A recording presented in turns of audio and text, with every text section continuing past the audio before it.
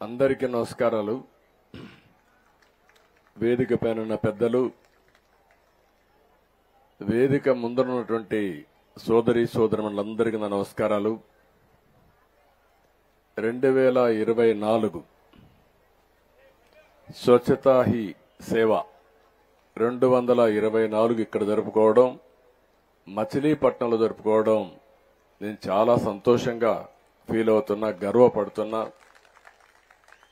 ఎందుకంటే ఈరోజు మహాత్మా గాంధీ పుట్టినరోజు, లాల్ బహదూర్ శాస్త్రి గారు పుట్టినరోజు. ఈ రెండు కూడా అరుదైన అనుభవాలు. అలాంటి అరుదైన అనుభవాలు ప్రజల ముందర ఇక్కడ మనందరం కలిసి జరుపుకుంటూ, అదే సమయంలో మహాత్మా గాంధీ చేసిన సేవల్ని ఒక్కసారి మనం గుర్తు చేసుకుంటున్నాం, నివాళులర్పిస్తున్నాం. అలాంటి నివాళులర్పించే కార్యక్రమంలో భవిష్యత్తులో ఒక స్ఫూర్తిదాయకంగా ముందుకు పోవాలంటే ఏం చేయాలనో మనం ఆలోచించాల్సిన అవసరం ఉంది.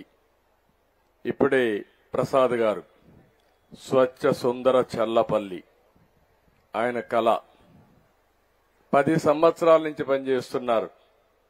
అలాంటి స్ఫూర్తి ప్రతి ఒక్కరిలో రావాలని మనస్ఫూర్తిగా భగవంతుని కోరుకుంటున్నా. ఆ స్ఫూర్తిని మీకు అందరికీ రావాల్సిన అవసరం ఉంది. ఇప్పుడే ఇక్కడే స్వచ్ఛ సేవకులున్నారు. మనందరం రోడ్లో బాగా తిరుగుతున్నామంటే, మన ఆరోగ్యం బాగుందంటే ఈ సేవకులే కారణం. ఎన్నో పనులు చేస్తారు, కానీ ఎవరైతే ఇలాంటి సేవాభావంతో పనిచేస్తున్నారో వాళ్ళని మనం మనస్ఫూర్తిగా అభినందించాలి. వాళ్ళకు పూర్తి సహకారం అందించాల్సిన బాధ్యత మనలందరిపైన ఉంది. ఈరోజు ఒక మంచి పని ఏది చేసినా ఆ మంచి పని శాశ్వతంగా గుర్తుంటుంది. మహాత్మా గాంధీని మనం తలుచుకుంటున్నాం. ఆ మహనీయుడి యొక్క స్ఫూర్తిని మనం ఒక్కసారి ఆలోచిస్తే, దేశమంతా కదిలించాడు. అహింసా సిద్ధాంతంతో ముందుకు పోయాడు.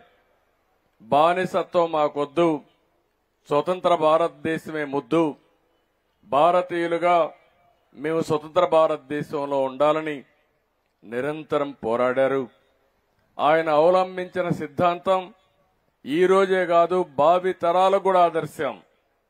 ఆయన చనిపోయి ఇన్ని సంవత్సరాలైనా ఇప్పుడు కూడా ఆయన గుర్తుపెట్టుకుంటున్నామంటే, ఆయన ఆశయాలకు అనుగుణంగా మనం పనిచేస్తున్నామంటే దానికి కారణం ఆ ఆలోచనలు ఎప్పుడు కూడా ప్రజాహితం కాబట్టి ఆలోచిస్తున్నాం. అలాంటి మహనీయుడిని మనం ఒకసారి ఆలోచిస్తే, 1869 పోర్బందర్లో ఇదే రోజున జన్మించడం, అదే మరిగా ఒక పక్క స్వాతంత్రం కోసం పోరాడమే కాకుండా ఇంకొక పక్కన ఎక్కడెక్కడ స్వచ్ఛత కార్యక్రమాన్ని ఆయన చేపట్టి ప్రజా చైతన్యం తీసుకొచ్చాడు. 1919లో మొట్టమొదటిసారిగా ఈ జిల్లాకు వచ్చాడు. ఏదైతే సత్యాగ్రహ సభలో పాల్గొన్నాడు. 1921లో మళ్లీ అఖిల భారత కాంగ్రెస్ మహాసభల్లో ఇక్కడ పుట్టిన వ్యక్తి పింగళ వెంకయ్య జాతీయ జెండా ఆయనకు అప్పచెప్పాడంటే అది గడ్డ మహిమ అని చెప్పి కూడా నేను మీకు తెలియజేస్తున్నా. స్వాతంత్ర ఉద్యమంలో ముందున్నారు, స్వాతంత్ర పోరాటంలో ముందున్నారు. అదే ఈరోజు మువ్వెన్నెల జెండా రెపరెపలాడుతుంది. ప్రతి ఒక్క భారతీయుడు ప్రపంచమంతా కూడా గర్వంగా నేను భారతీయుడిని చెప్పుకునే శక్తినిచ్చింది ఈ పింగళి వెంకయ్య, ఈ గడ్డ వాసి అని చెప్పి మరొక్కసారి మీ అందరికీ విజ్ఞప్తి చేస్తున్నా. అలాంటి స్వతంత్ర భారతదేశానికి ఊపిరి పోసిన ప్రాంతం ఇది, ఊతమిచ్చిన ప్రాంతం ఇది, ఉద్యమ బాట పట్టిన ప్రాంతం అని చెప్పి కూడా నేను మీకు తెలియజేస్తున్నా.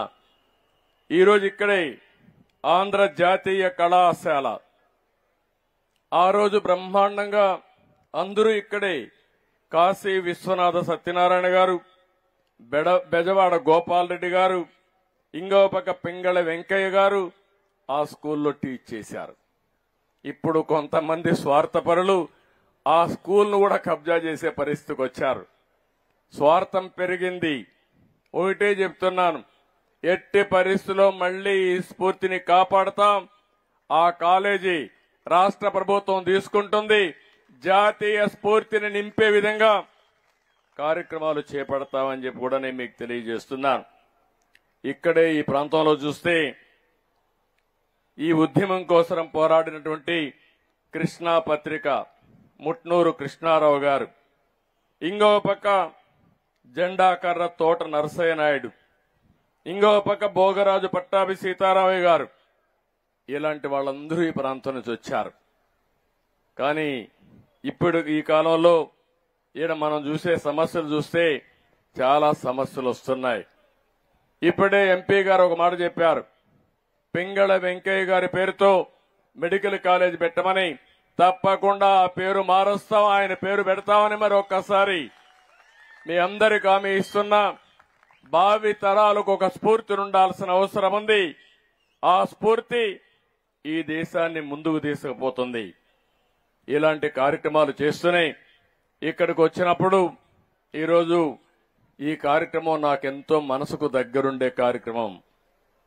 నేను సమైక్య ఆంధ్రప్రదేశ్లో 1998లో క్లీన్ అండ్ గ్రీన్ ప్రోగ్రాం పెట్టాను. ఆ రోజు కార్యక్రమం పెట్టి ఆ కార్యక్రమాన్ని జయప్రదంగా తీసుకుపోతూ ప్రతి వారం నెలకొక్క రోజు రెండవ శనివారం ఎవ్వరూ పనిచేయక్కర్లేదు, పిల్లల దగ్గర నుంచి పెద్దలు ఉద్యోగస్తులందరూ కూడా క్లీన్ అండ్ గ్రీన్ ప్రోగ్రాంలో పార్టిసిపేట్ చేయాలని చెప్పాను. అది నా పట్టుదల. మనుషులందరం కూడా కష్టపడుతున్నాం.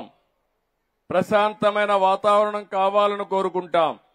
కానీ అలాంటి ప్రశాంతమైన వాతావరణాన్ని క్రియేట్ చేసుకోకుండా ఎక్కడికక్కడ ఇప్పుడే వారు చెప్పినట్టు చెట్లు నరికేయడం, చెత్తంతా తీసుకొచ్చి రోడ్డు మీద వేయడం, ఒక బాధ్యత రాహిత్యంగా ప్రవర్తించిన రోజున నేను ఈ కార్యక్రమానికి శ్రీకారం చుట్టి ఆ రోజు పనిచేశాం.